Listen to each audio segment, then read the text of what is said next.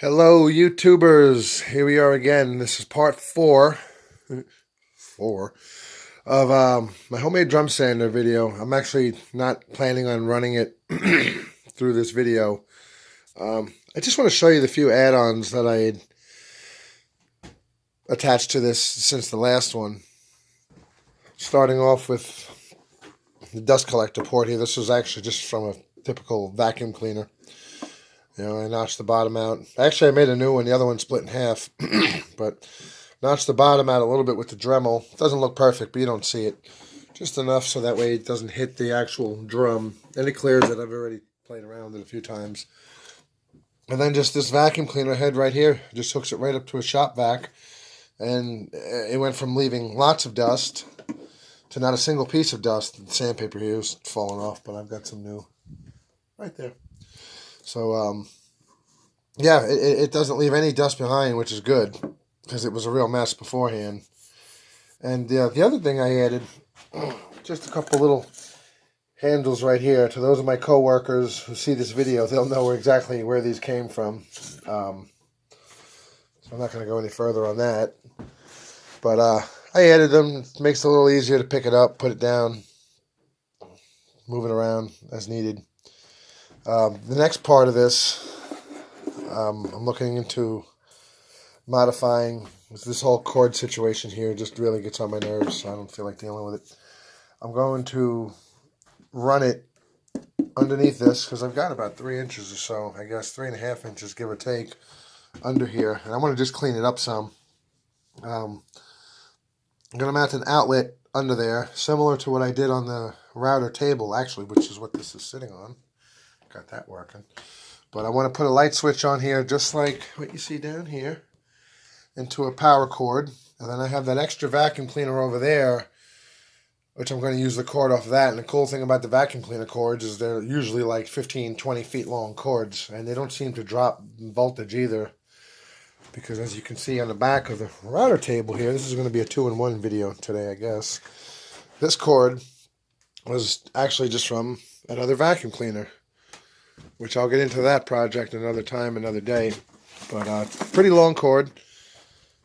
I just added some screws to the back of here, and I wrapped them up, and then kind of tell it goes into that outlet box over there. Then if you can see it, there's an outlet right here. I just turn it on and off with that light switch. And this is nice because I don't have to reach under the machine to turn it on. I just flip a switch, and I've got a router. And I want to do this something similar to the drum sander here. I'll probably put a little box, but it'll be a metal box. That's a plastic, with a metal cover.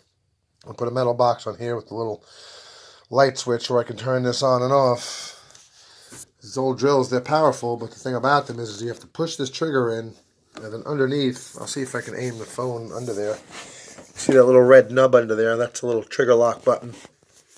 But you can actually leave it locked. You don't have to do it every time. The trigger will stay locked, as you see. Then if you click it, it'll undo. So I'm going to do something where I don't have to constantly reach under there and turn that on. I'd rather just have the convenience of a switch like I did on my router table here. And I think it'll work out much better. It'll be a lot cleaner. I won't have all of this. All the wires will be underneath. All I'll have here is a little toggle switch. I was even thinking maybe of repositioning the drill in the downward position. But then to do that, I'd have to cut a good amount of this 2x6 out. So that way the trigger's not seen. But the only downside to it is it wouldn't be able to control the variable speed. So I'm probably just going to leave it the way it is. Tuck the wire down. I was thinking maybe even getting like some thin PVC, so it just cleans up a little bit and doesn't look like wire. And then all of this will go neatly underneath here. And then come back into the light switch. And that'll be how I turn it on and off, because the trigger here, it doesn't work.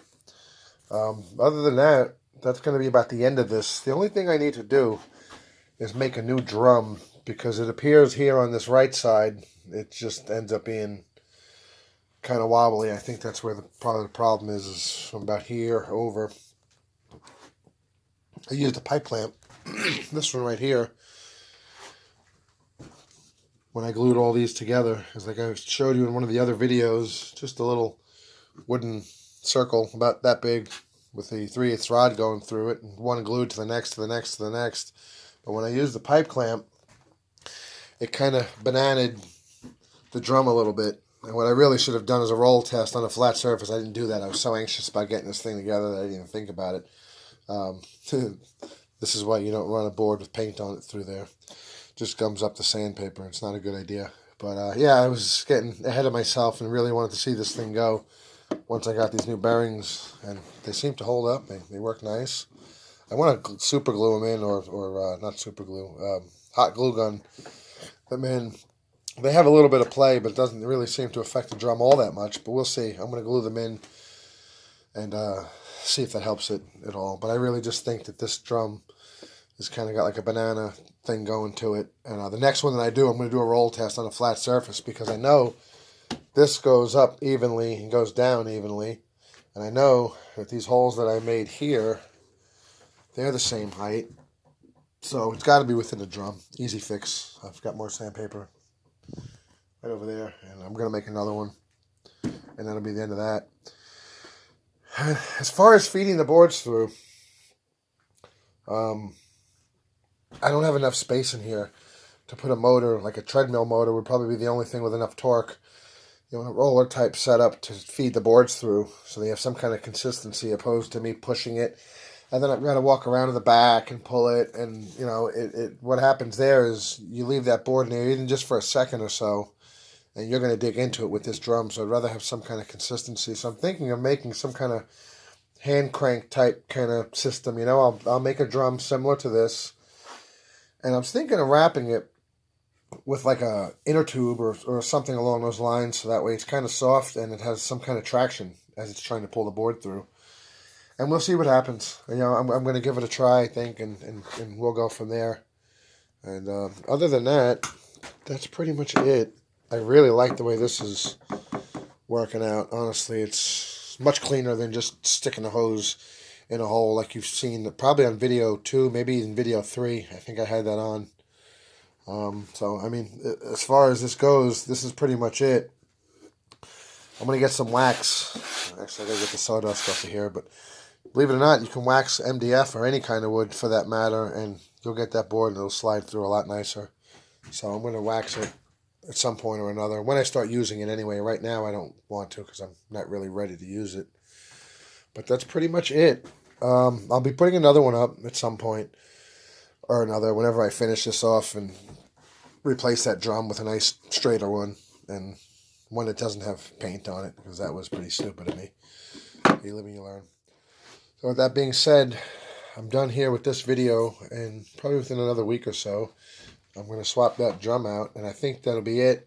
And hopefully within that time, I'll come up with that little hand crank system too, to pull these boards through, and I really think it's going to come out nice. Well, that being said, I'm done. I'm signing off. Like, subscribe, follow, do whatever it is you guys do when you like a video and you want to see more from the uploader, which would be me. And I'm done. Have a good night.